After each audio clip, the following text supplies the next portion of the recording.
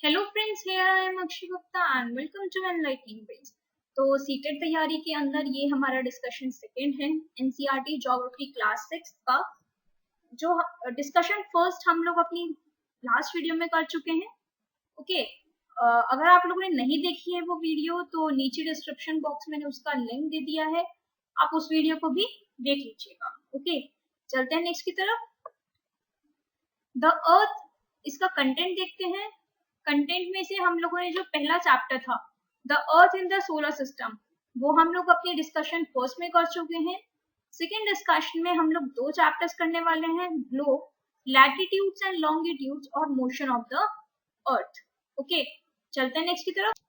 Earth is tilted 23.5 degree along its axis. तो जो हमारी अर्थ है, जो हमारी पृथ्वी है, वो 23.5 डिग्री झुकी हुई है अपनी ही एक्सिस पर। ओके, अब एक्सिस क्या होता है? तो एक्सिस एक इमेजिनरी लाइन है जो अर्थ पर खींची गई है। अगर हम ग्लोब की बात करें, या एक और नेक्स्ट पॉइंट पढ़ते हैं पहले।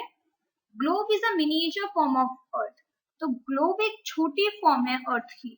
अब देखिए, अर्थ पूरी तो हम देख नहीं सकते, इस वजह से हम अर्थ को एज अ ग्लोब के माध्यम से देखते हैं, क्योंकि ग्लोब एक छोटी फॉर्म है अर्थ की।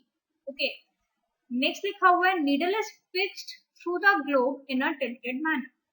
तो नीडल भी फिक्स्ड होती है ग्लोब पर एक टिल्टेड मैनर में, कि हमारी जब अर्थ झुकी हुई है तो उसी तरह से हमारा ग्लोब भी झुका हुआ है, वहां पर ही एक निडल फिक्स करी गई है एक टिल्टेड मैनर में, जिसको हम बोलते हैं एक्सिस। तो आप यहाँ पर देख सकते हैं एक्सिस दो पॉइंट से कनेक्टेड होती है, नॉर्थ पोल और south pole. Okay, imaginary line on earth axis and equator. तो इमेजिनरी लाइन मतलब क्या होता है? जो हमने बनाई हुई है खुद, मतलब सोचा हुआ है हमने, ड्रॉ नहीं करी गई है, कुछ नहीं है, केवल हमने सोचा हुआ है। तो इमेजिनरी लाइन जो है अर्थ पर वो दो हैं, एक्सिस और इक्वेटर। ठीक है, axis passes through two poles, north pole and south pole. तो एक्सिस जो है वो दो पोल से पास होती है, नॉर्थ पोल और साउथ पोल से। नेक्स्ट लिखा हुआ है इक्वेटर रिप्रेजेंट 0 डिग्री लैटिट्यूड। तो इक्वेटर में जो है वो, इक्वेटर जो रिप्रेजेंट करता है वो 0 डिग्री लैटिट्यूड रिप्रेजेंट करता है। अब क्वेश्चन आता है कि लैटिट्यूड क्या है? तो इस फोटो में देख सकते हैं आप लोग, लैटिट्यूड हॉरिजॉन्टल लाइंस है अर्थ पर। ये भी इमेजिनरी है, मतलब ये भी हमने बनाई नहीं है, लेकिन हमने सोचा हुआ है कि भाई इतने इतने डिस्टेंस पर ये इमेजिनरी लाइन होगी या ये वाली होगी। ओके, फिर equator divides the earth in two equal parts, northern hemisphere and southern hemisphere. जो इक्वेटर है वो अर्थ को, पृथ्वी को दो भागों में डिवाइड करता है, दो इक्वल भागों में डिवाइड करता है। ऊपर वाले को हम लोग नॉर्दर्न हेमिस्फीयर बोलते हैं, नीचे वाले को हम लोग सदर्न हेमिस्फीयर बोलते हैं। ठीक है, equator is also a very important line to locate places on earth. Equator एक बहुत इंपॉर्टेंट लाइन है जो लोकेट करती है प्लेसेस को अर्थ पर। ठीक है, लैटिट्यूड और इमेजिनरी हॉरिजॉन्टल लाइंस, ये मैं बता चुकी हूँ कि लैटिट्यूड जो है वो हॉरिजॉन्टल लाइंस है, और वही लॉन्गिट्यूड वो वर्टिकल लाइंस है। आप देखिए, जैसे अर्थ लैटिट्यूड में तो इक्वेटर हो गई जो 0 डिग्री लैटिट्यूड प्रेजेंट कर रही है। अब ऐसे ही लॉन्गिट्यूड में भी कुछ होगा, तो लॉन्गिट्यूड में प्राइम मेरिडियन, ये भी एक मतलब इसको इस तरह समझिए कि प्राइम मेरिडियन क्या होता है। अब देखिए, जो सन जो है हमारा वो ईस्ट से उगता है ना। तो जब वो ईस्ट से उगता है तो जो प्लेसेस ईस्ट में होंगे उसमें सन जो है वो जल्दी चमक जाएगा, लेकिन जो प्लेसेस वेस्ट में होंगे उनमें सन बहुत देर में चमकेगा। तो हम सब कंट्रीज ने डिसाइड करा कि एक ग्रीनविच से एक लाइन पास होगी जिसको हम लोग प्राइम मेरिडियन बोलेंगे। ओके, और ये ग्रीनविच कहाँ है? ये ग्रीनविच हमारा लंदन में है। वहां से एक लाइन पास करी जिसको जिसको हम लोग बोलते हैं प्राइम मेरिडियन। उसकी वैल्यू 0 डिग्री लॉन्गिट्यूड होती है, और वहीं से ही सब जगह का टाइम डिसाइड होता है। ओके, चलते हैं नेक्स्ट की तरफ। अब देखिए, ये इंपॉर्टेंट चीजें हैं। Tropic of cancer 23.5 degree north in northern hemisphere. अभी हम लोगों ने पढ़ा कि जो इक्वेटर है वो 0 डिग्री लैटिट्यूड पे है, उसने अर्थ को 2 इक्वल पार्ट्स में डिवाइड करा है, नदर ऊपर और नीचे। ऊपर वाला जो है वो नदर्न हेमिस्फीयर है और नीचे वाला सदर्न हेमिस्फीयर है। तो नदर्न हेमिस्फीयर में ही 23.5 पर ट्रॉपिक ऑफ कैंसर है और 23.5 पर ही ट्रॉपिक ऑफ कैप्रिकॉर्न है। वो अलग बात है, 23.5 डिग्री नॉर्थ पर कैंसर है और साउथ पर कैप्रिकॉर्न है। 66.5 डिग्री आर्कटिक सर्कल है और 86.5 डिग्री साउथ में अंटार्कटिक सर्कल है। उसके बाद आता है टॉरेट जोन। ये जो जोन्स हैं ये बहुत इंपॉर्टेंट है। अब देखिए टॉरेट जोन क्या होता है। जब ट्रॉपिक ऑफ कैंसर और ट्रॉपिक ऑफ कैप्रिकॉर्न के बीच का जो भी पार्ट है, जो भी जोन है, जितना भी एरिया है, वो सब टॉरेट जोन के अंतर्गत आता है। ठीक है। टेम्परेट जोन्स के अंदर ट्रॉपिक ऑफ कैंसर से लेके आर्कटिक सर्कल और ट्रॉपिक ऑफ कैप्रिकॉर्न से लेकर अंटार्कटिक सर्कल तक का एरिया जो है वो टेम्परेट जोन के अंदर आता है। फिर आर्कटिक सर्कल से नॉर्थ पोल और अंटार्कटिक सर्कल से साउथ पोल के बीच का जो भी एरिया है वो फ्रीजर जोन होता है। ठीक है। अब यहाँ पर एक चीज समझिए, देखिए, और सन हमारा यहाँ पर है, जहाँ पर आपको एक रेड कलर का डॉट दिखाई दे रहा होगा, वहां पर हमारा सन।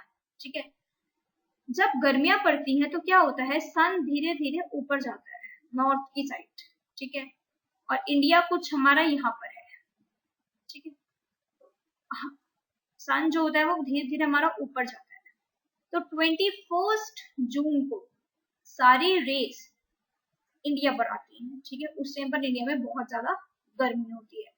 फिर धीरे धीरे क्या होता है, धीरे धीरे सन जो है वो नीचे जाने लगता है, नीचे गया गया गया।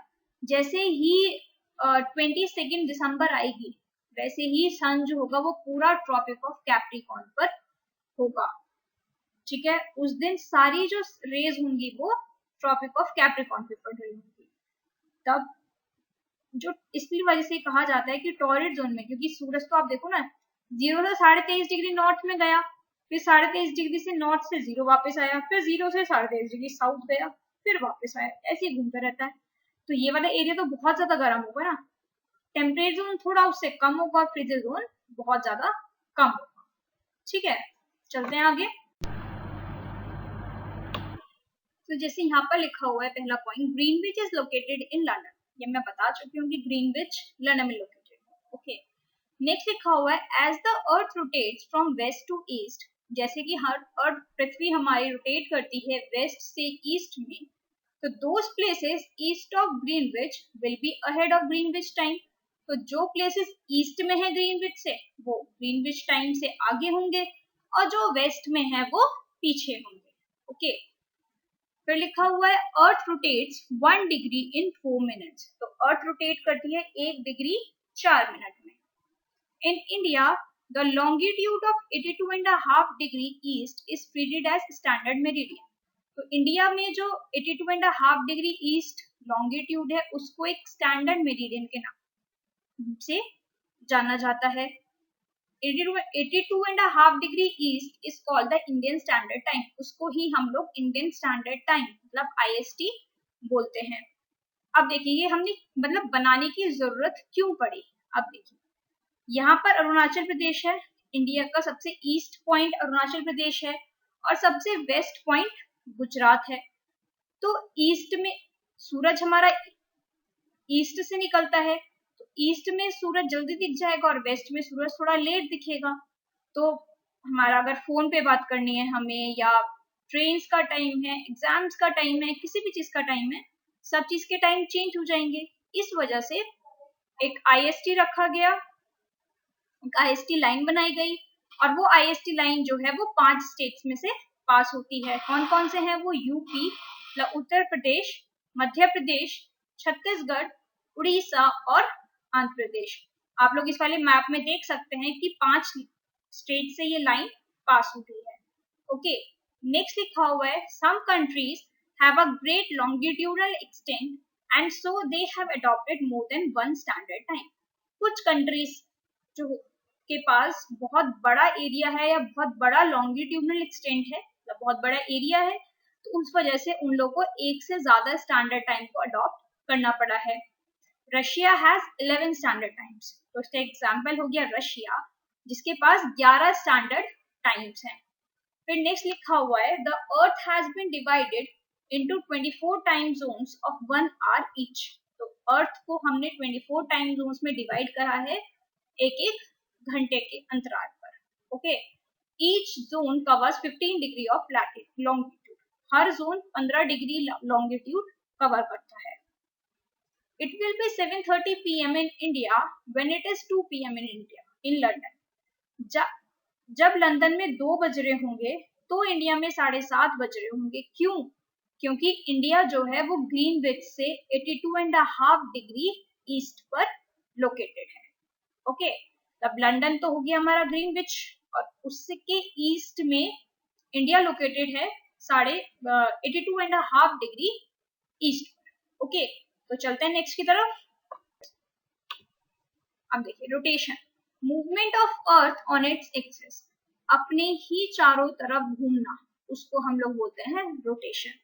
और सूरज के चारों तरफ घूमना उसको हम बोलते हैं रिवॉल्यूशन। ये लिखा हुआ है कि movement of earth on its axis, अपने चारों तरफ घूमना रोटेशन, और movement of earth around the sun in a fixed path उसको हम लोग बोलते हैं revolution. Due to spherical shape of the earth, only half of its get light from the sun at a time. क्योंकि अर्थ की shape spherical है, इस वजह से केवल आधे ही स्थान पर या आधे ही प्लेस पर धूप आती है एक टाइम में। अब वो लाइन या वो सर्कल जो डिवाइड करता है रात को दिन से ग्लोब पर, उसको हम बोलते हैं सर्कल ऑफ इल्यूमिनेशन। अब अर्थ को 24 घंटे लगते हैं एक रोटेशन कंप्लीट करने, मतलब अपने ही चारों तरफ घूमने में अर्थ को 24 घंटे लगते हैं। तो इन 24 घंटों को हम बोलते हैं अर्थ डे। ठीक है, इस पीरियड ऑफ रोटेशन को बोलते हैं अर्थ डे। फिर लिखा हुआ है अर्थ टेक्स 365 1/4 डेज, मतलब क्या हुआ 365 डेज मतलब 1 ईयर, और 1/4 डेज मतलब 6 hours to complete 1 revolution around sun. तो अर्थ इतना टाइम लेता है सन के चारों तरफ चक्कर लगाने में। अब देखिए, अब 6 घंटे एक्स्ट्रा ऐड करने हर साल तो डिफिकल्ट हो जाएगा, तो हम क्या करते हैं कि 6 घंटे जो है वो हर साल जोड़ते हैं, और जब 24 घंटे हो जाते हैं तो हम एक दिन बना देते हैं उसको, और वो दिन हो जाता है फरवरी में ऐड।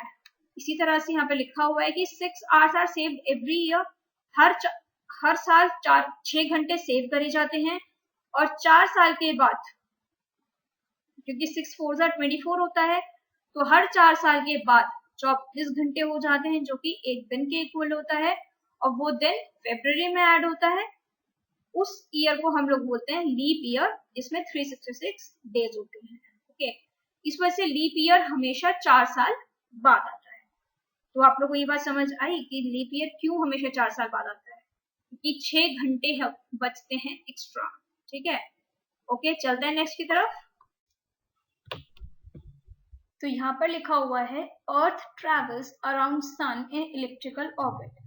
तो अर्थ जो है वो सन के चारों तरफ एक इलिप्टिकल ऑर्बिट में घूमती है। ठीक है, फिर लिखा हुआ है seasons change due to change in position of earth around the sun. तो सीजन्स कब चेंज हो रहे हैं? जब अर्थ की पोजीशन चेंज हो रही है सन के चारों तरफ। ठीक है, इस तरह से समझिए, जैसे हमारी अर्थ यहाँ पर है, सन की डायरेक्ट रेज नदन हेमिस्फीयर पर पड़ रही है हमारी, तो 21 जून को सन की जो सारी रेज हैं वो ऑलमोस्ट सारी रेज नदन हेमिस्फीयर पर पड़ती हैं। तो इस एरिया को सबसे ज्यादा हीट मिलती है और इसको बोला जाता है समर सोलिस्टिस। इस टाइम पर जून में ही नदर्न हेमिस्फीयर में तो गर्मियां हो रही हैं और सदर्न हेमिस्फीयर में ठंड होती है। ओके, तो 21 जून को सबसे बड़ा दिन होता है और सबसे छोटी रात होती है। इसी तरह से उल्टा होता है जब सन सर्दियों में, हमारे यहाँ पर सर्दियों में इंडिया में विंटर सॉलिस्टिस होता है, मतलब सबसे छोटा दिन होता है और सबसे लंबी रात होती है। वो होता है विंटर सॉलिस्टिस और वो होता है 22 दिसंबर का। ठीक है, चलते हैं आगे।